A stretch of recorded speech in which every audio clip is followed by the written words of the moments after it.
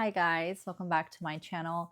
So today we are discussing the March/April book for the 6 books for 2026 challenge, and I'm a bit late on this one. I was supposed to have uploaded this video by the end of March. However, it's Lent. Actually, we're past Lent by the time this video is out, but it's still, well, it's Holy Week right now. So I had to find some space in my schedule that's been busy for this whole Lent for some reason. um, and record this video for you. But yeah, the video will only be out on the first week of Easter, and I'm sorry about that. It actually didn't take me long to read this book. I read it in a day and a half, but it took me long to start reading it. So that's why I'm late. It was a wonderful Lent for me, not for the reasons that I thought it would be in the beginning of it. I feel like Lent is always, it always catches us off guard.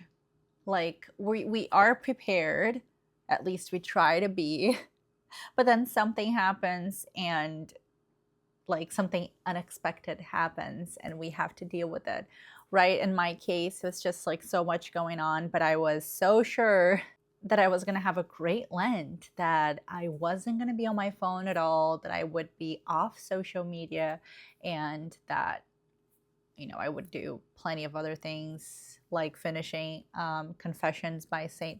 Augustine, but none of those things happened. I was really, really worse for some reason, uh, into my phone and social media and all that, but that's okay. That's in the past. The last 2 weeks of Lent, though, I found myself giving my time more to people I love. And that was unexpected because I really wanted to be more by myself this Lent. I wanted it to be me, myself, and I, and my husband, obviously. But I had all these plans of being this homebody and not doing anything, but that wasn't the case. And I'm really happy about that because we tend to forget about people around us and we become more selfish, more and more selfish. We don't want to share our time. So I'm happy that, this happened, but also I didn't really have time to do a lot of reading. So that's why I am late. Well, I have been talking for 3 minutes nonstop. I am sorry about that. Guys, the book that we are discussing today is The Power and the Glory by Graham Greene.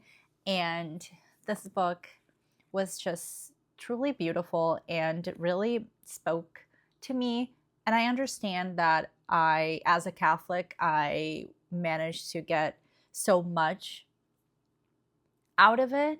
And I know it's not as relatable to non-Catholics, although I've seen some reviews online where many of, I was going to say you, but not you, but many people online who are not Catholic really truly enjoyed this book. But I also saw some reviews of people not really getting some things that were so crucial to me in this book. And one of the most important things about this book, actually, because you can't enjoy it if you're not a Catholic. It's still well written. The story is really interesting. It's about a priest on the run, basically, in Mexico during a anti-Catholic government. So it is quite interesting. And Graham Greene is amazing. We've talked about him before when we read Travels with My Aunt last year. But yeah, honestly, it is amazing, even if you're not a Catholic. But being a Catholic is just touches you, it moves you in different ways, and it's just profound. Gabrielle and I, he read this one last year, I think. Yeah, last year. And he loved it, and he still remembered everything because after each passage that I loved that I'll be reading with you. I didn't really mark a lot because, like I said, I read it in like a day and a half, so I wasn't really that focused on putting little stickers, but I put some because I just wanted to share these passages with you. But every time I finished reading a passage, I would read it out loud for him and we would discuss it, and he still had everything in his brain. That's saying a lot because sometimes I forget about things quite easily. But he didn't, and he wants to even write an essay on this book, which I think would be amazing. There's so much here that we can take out and work on. Graham Greene is sort of like a genius in my opinion. But well, let's talk about the book itself. So let's start with the title, The Power and the Glory. So we say this at the end of what we say after Our Father, the prayer Our Father. We pray it and then we say, for thine is the kingdom, the power, and the glory forever and ever. Amen. And it comes from that. Graham Greene, he converted to Catholicism and wrote a lot about it, or not specifically about it, but having Catholicism as a big part of his books. And I think that you could say that it is about it, like this one. You could say that. You could also say that about The Heart of the Matter. I haven't read it, but Gabrielle says that it could, be considered a Catholic book, but it's just so much more. Although I think that saying a Catholic book, it's already so much, and a lot of people tend to think that it's not, that it's just, oh, book about Catholicism, and no, that's not really what it is. It's about paradoxes that we face in life, so many of them, and that's why I love this character, the main character in this book, who is a priest. But anyway, guys, let's just dive into the actual book. The story is set in the 1930s in Mexico, all over Mexico, but it starts in the south, and it's during that war, Cristeros War, I think, La Cristiada, that happened. Actually, it's not during that war. Sorry, I just lied. It's after that war, because the war took place from 1926, I think, to 1929. And then it's after that. And this war was like a rebellion against this decree that a president enforced from the Constitution of 1917. But it was an article, actually a decree about a article from the Constitution that was secularist and anti-clerical, Catholic, whatever you want to call it. And also there were very not secular, actually atheist governors during that time as well, especially the one in this area where the book is set, which is Chiapas and Tabasco. It's not really named in the book, but doing my research after I saw that it is. Actually, I didn't even have to do a research, but I did because it's in the introduction, actually written by John Updike, 1990. But anyway, like I said, the struggle happened in central Mexico for the most part. I know that it happened everywhere, but for the most part, and I know for a fact that the north wasn't as bad, because that is where the priest that we follow is going to. He's going to the north because he knows that he will have some safety there. But in practical terms, people are not allowed to profess their faith.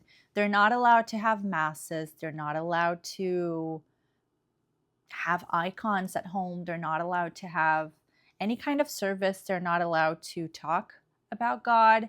They're not allowed to do anything. And the priests have two choices: either get married or die, basically. So we have two priests here, one who is called Padre Jose, and he has decided to get married because, as he says so himself, he's a coward. He didn't want to die. He didn't want to face death, and he chose to get married, but he regrets that choice every single day of his life.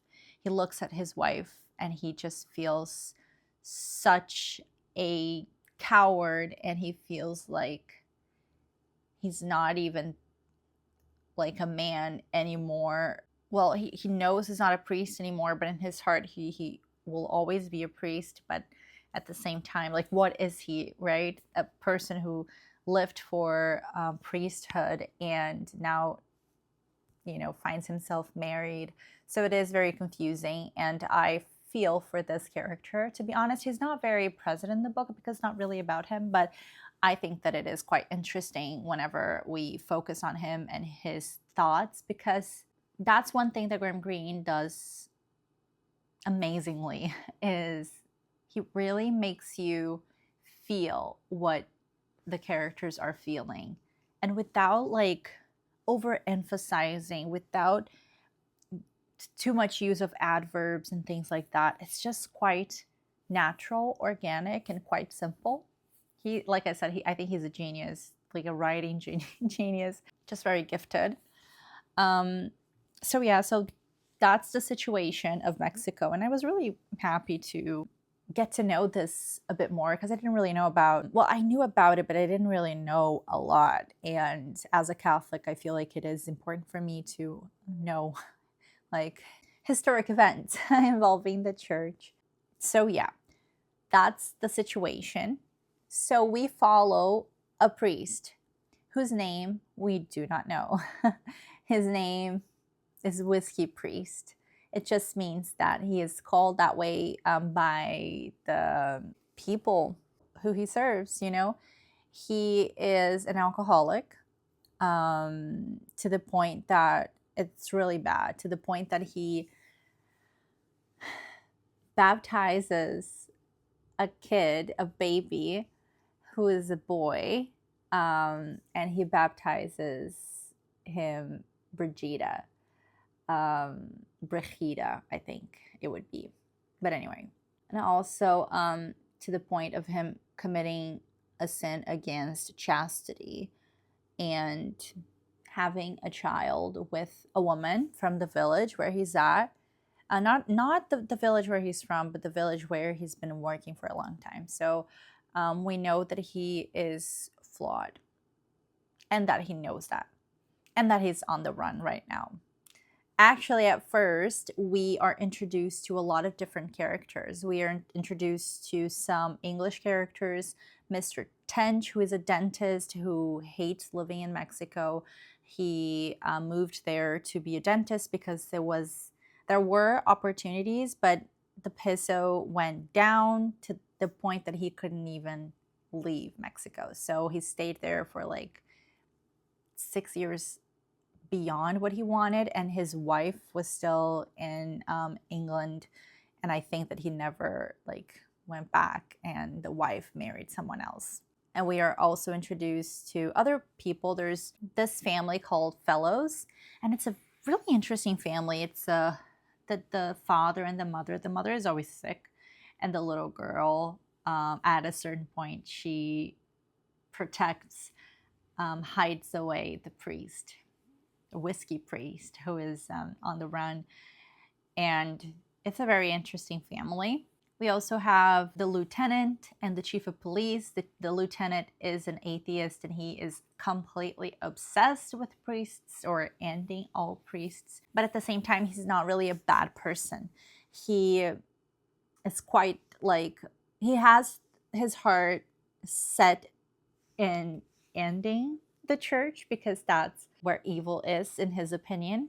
And he thinks that Mexico will be so much better, and its population will be so much better if the church is not involved. He doesn't really, well, first of all, he's an atheist, so he doesn't even have even that struggle of like being Christian and struggling with the church or something like that. It's not even that. He's very, very atheist, and he thinks that the idea of God is ridiculous. Let's put it that way.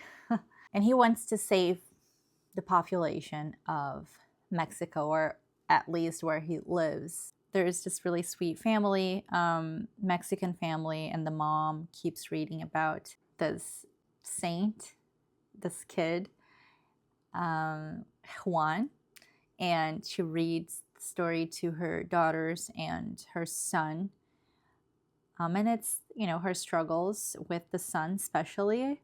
But then after all of these people are introduced in the first part of the novel, the second part is mostly about the priest, the whiskey priest, escaping. And then we realize that he was the one who interacts with Mr. Tench, the dentist, in the beginning, and also the one who is helped by the little girl from the English family. They all like intertwine, all of the everyone in the book and the priest. And basically what happened with the priest is that he didn't want to get married. He didn't really at first even believed that Mexico was ever going to be a non-Catholic country. He was thinking like, oh, this has happened before. We've been persecuted before. This is normal. It's always happened. So I'm just going to continue doing my job. I'm going to go from village to village and just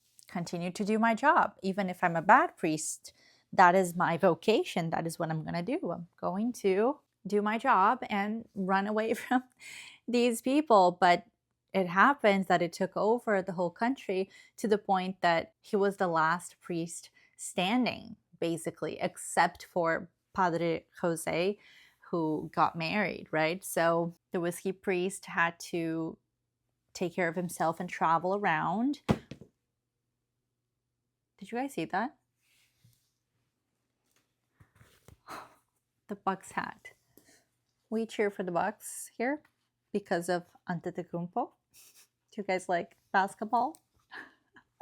Maybe I'm supposed to be wearing it on the video. No. Anyway, I don't know why that happened. I'm not going to focus on that. We're good.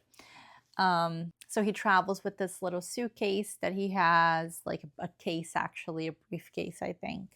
And he goes from village to village. But what's happening is that the chief of police and the lieutenant are going to these villages and taking hostages.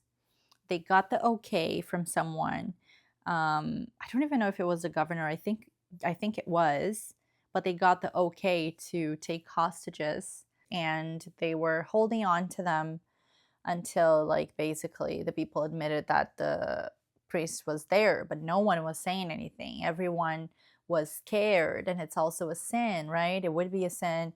So they're all very scared, and people are dying and they're killing people. And that's so crazy to me that the lieutenant, he thinks that he's doing the right thing, but he does not care about that one life that he is ultimately ending, because he thinks that it's for a bigger whatever purpose, right? Or a better purpose, and that the means justify the ends, and that everything is justifiable essentially because he believes that Mexico would be better without the church. But he's killing people at the same time, so he doesn't really care about them. But anyway, that's what's happening, and the priest realizes that he can't do that anymore, and he decides not to stop in villages. The last village that he stopped in was the one that his daughter lives in. So his former lover and his daughter. And there's even like a very tense, like anxiety inducing moment where the lieutenant comes to that village and the priest is there, and the priest kind of pretends that he's just someone in the village. It's intense. It's really good. But he escapes that village as well. And if you guys think this is already like too much for you, like spoiler alert, but I'm just going to talk about the ending of the book. But he's trying to go to the north because he's heard that the north is a good place for Catholics. You can have masses and all that. Oh, by the way, he's still celebrating masses in every village that he goes to. He's celebrating masses. He's taking confession and absolving and just being there for them and really doing his job. But people don't want that anymore because they're really scared. They don't want hostages to be taken away from them. So that's one of the many reasons why he decides to stop going to villages. So he's trying to go to this town called Veracruz, and then he wants to go to the north after that. However, he is stopped by this man called Mestizo. Well, he's not called Mestizo, he is Mestizo, but he doesn't really have a name. And he's like described as this man with two yellow fans and like a yellow toe sticking out of his shoes. And it's just a difficult part of the book because at the same time, but you don't know, you're not sure, but that this person who ran into him knows that he is a priest and wants to take him to the authorities because there's like a 700 pesos reward for his head. And he knows that this guy just wants to take him to the authorities, the lieutenant, but at the same time, he struggles with it because he is a priest and he, wants to serve people. That scene is, it's amazing when they both go to the town. He's able to escape though, and getting there is this beggar, and he starts talking to the beggar, and he wants to buy a bottle of wine because he doesn't have wine anymore. The mother of his child throws the bottle on a rock or something and breaks it because she doesn't want to have to explain to the lieutenant and the chief of police that where did the wine come from, because in the last village that's how they knew that a priest was there, because they found a bit of wine. So that's why he doesn't have wine anymore, but all he wants is to buy a bottle of wine to continue his path to the north, up to the north, but with the possibility of celebrating mass. So he asks this beggar. This beggar takes him to I think it's the nephew, the governor's nephew or something, or cousin. And this guy has obviously all of the bottles of liquor that you can imagine because they take away from people, right? Oh, yeah, that's something I didn't say. But it's also like a prohibition era. They can't drink alcohol. So this guy just takes it from people and obviously drinks it himself, drinks the liquor. But then he manages to buy the bottle of wine, and this guy, he asks, actually he's the one who offers, he buys a bottle of wine and a bottle of brandy, I think, and he offers the brandy, and the guy's like, actually I think I'm gonna have the wine. And this scene is also amazing, the scene where they're just talking, him, the beggar, this guy, and then the chief of police arrives, and he just watches as the bottle of wine goes down, down, down. And he's so anxious. The anxiety is in your face. You're so anxious reading it too. You're like, please, just a little bit. So he has it a little bit just for the mass. But it's really funny that the guy's like, ooh, nice wine, and drinks the whole thing. And he was like, oh, I want to take it to my mom. No one knows that he's the priest. I don't know if I said that because obviously, like, the chief of police is drinking with him. No one knows he's the priest, okay? That's important. But then he's like, oh, I want to take it to my mom. And then at the end, by the end of the bottle, he's like, oh, it's not even worth it bringing it to your mom. It wouldn't be nice, for her if you bring it just this much. And I was like, no. So then he just grabs his bottle of brandy and he starts walking around town, and it's raining a lot. He goes into this bar, and then there's the red shirts, right? Red shirts. They are enforcers of the law. Let's put it that way. And they realize that he has a bottle. So they go after him, and he tries to escape. He goes to Padre Jose's house, and he begs. He says, please, please let me in. They're going to find out that I'm a priest. I saw one of them going, walking around town with that guy, the one with the two fangs. So he's going to say, it's me. Please help me. And Padre Jose is like, I can't help you. Get away from here. Get away from me. I haven't done anything wrong. They're going to come after me too if I help you. Just beat it. And he is captured, and he spends the night in prison. And this scene where he's in prison is just so moving. First of all, because of the conditions of the prison. It's just like a very dark place. Everyone, like, no one can see anyone, and there's like people doing things in the corner. Um, People going to the bathroom, like the buckets around, and that smells horribly. It's just quite intense, like foul. That's the word. And he ends up saying that he's a priest. And then there's like a lot of interesting conversations in this scene. But what the one that stayed with me the most was one between him and a pious woman. A pious woman who was arrested for having books in the house, good books in the house. She seems, well, she is religious, so probably religious books. So he is there with them, and then this couple is in the corner doing stuff, and she's like, tell them to stop. And she says it's a sin, whatever, it's disgusting. And he's like, there are worse things than the sin, or something like that. And then she starts saying that he's a bad priest. And she even says, let me see, she's talking about this couple, right? And she says, like, but it's so ugly, like the ugliness. And he says to her, don't believe that. It's dangerous, because suddenly we discover that our sins have so much beauty. And she's like, beauty? Here in this cell with strangers all around, like doing funny business? And then he says, such a lot of beauty. Saints talk about the beauty of suffering. Well, we are not saints, you and I. Suffering to us is just ugly, strange, and crowding and pain. That is beautiful in that corner. To them, it needs a lot of learning to see things with a saint's eye. A saint gets a subtle taste for beauty and can look down on poor ignorant palates like theirs, but we can't afford to. And she said, it's a mortal sin. And he says, we don't know, it may be, but I'm a bad priest, you see. I know from experience how much beauty Satan carried down with him when he fell. Nobody ever said the fallen angels were the ugly ones.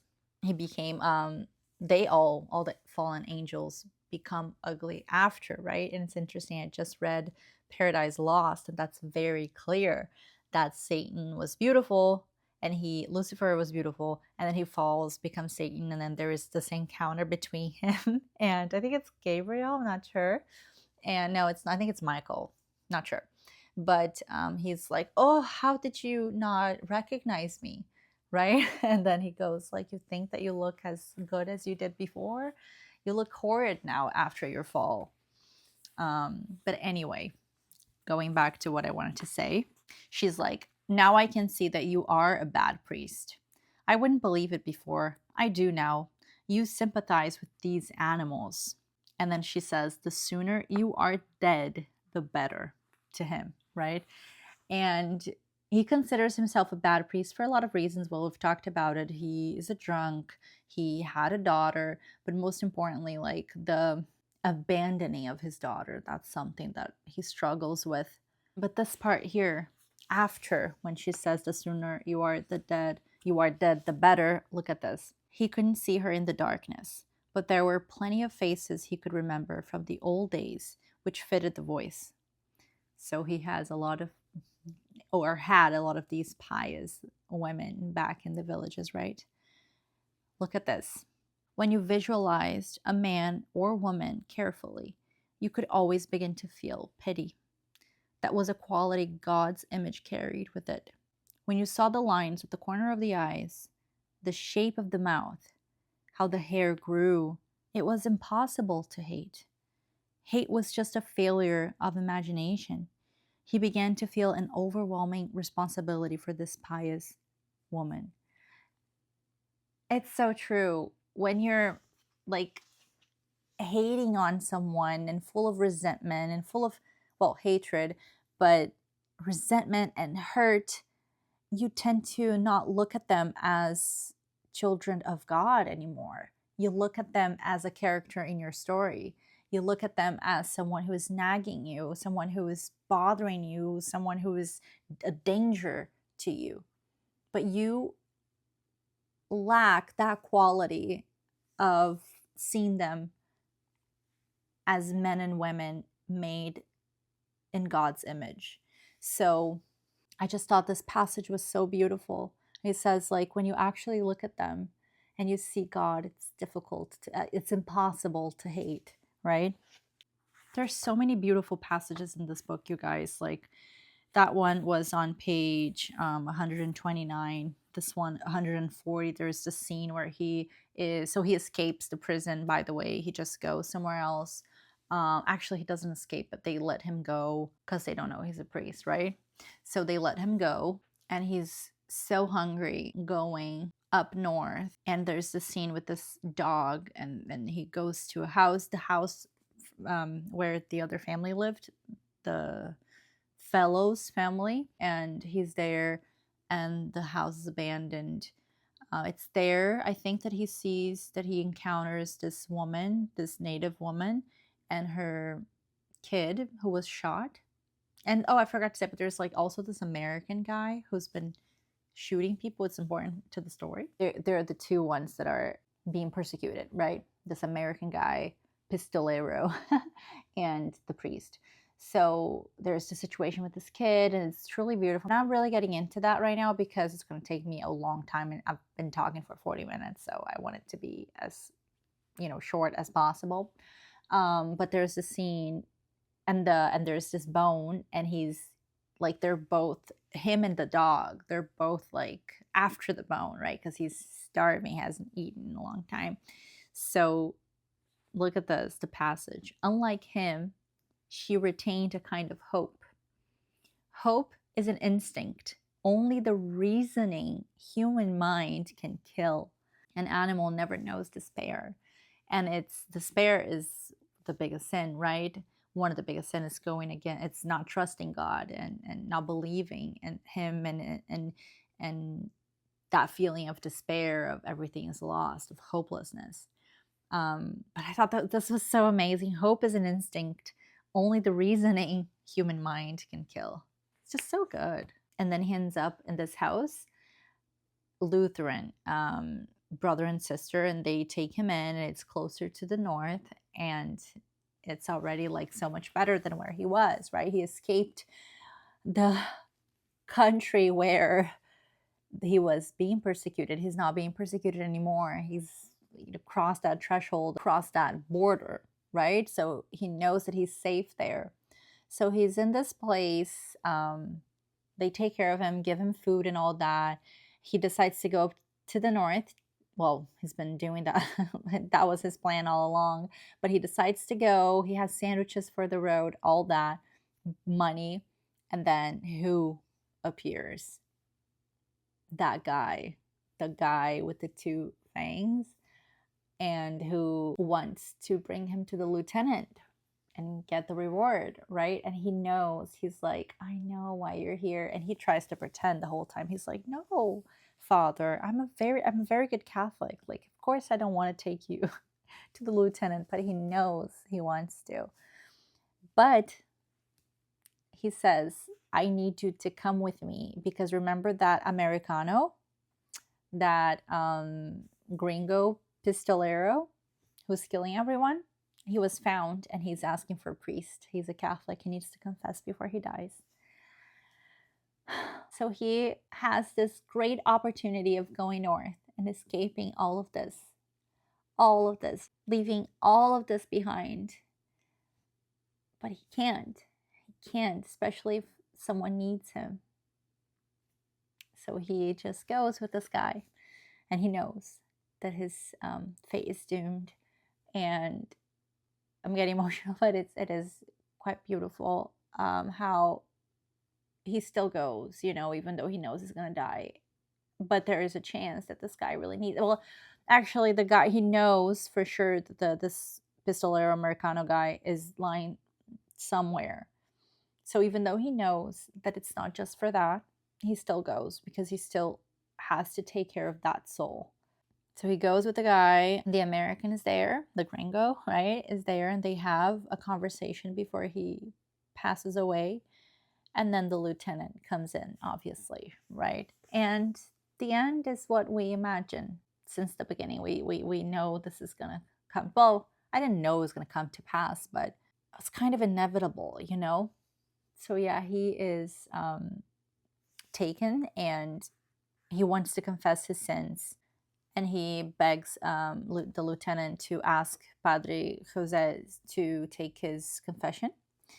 Padre Jose says no. Well, actually, he says yes, but then his wife is like, no, he's not a priest anymore. And he says, actually, sweetheart, I am a priest. She's like, no, you're not. And he ends up saying, like, yeah, no, sorry, I can't do it. And she doesn't let me. And that's what happens, you guys. The whiskey priest dies without confessing. It's really sad. And he says something here on page 173, because he's thinking a lot about his daughter, who is a result of his sin, right? And he thinks, well, he doesn't say anything, he thinks, it's like his mind. What was the good of confession when you loved the result of your crime? Because he struggles with it, loving his child, but it's not the child who is the sin. She was the result of a sinful act, but she's still a child of God, and she still deserves love. And I think that what he struggles with the most is having abandoned her, and not really because she's the result of a sin, but because he abandoned her, you know? It's just such a good book, honestly. It's moving, you know? I highly recommend it, honestly. Even if you're not a Catholic, I think that there's so much here that you can take with you. And it's also an amazing read. Like I said, it's a priest escaping, like on the run. So it is quite fun, but it's amazing. It's just an incredible, incredible book. And I highly, highly recommend it. And please leave your comments down below if you've read it, what you thought of it. If you haven't read it, if you want to read it. Anyway, just feel free to chat here on the comment section. Thank you guys so much, and I'll see you very soon.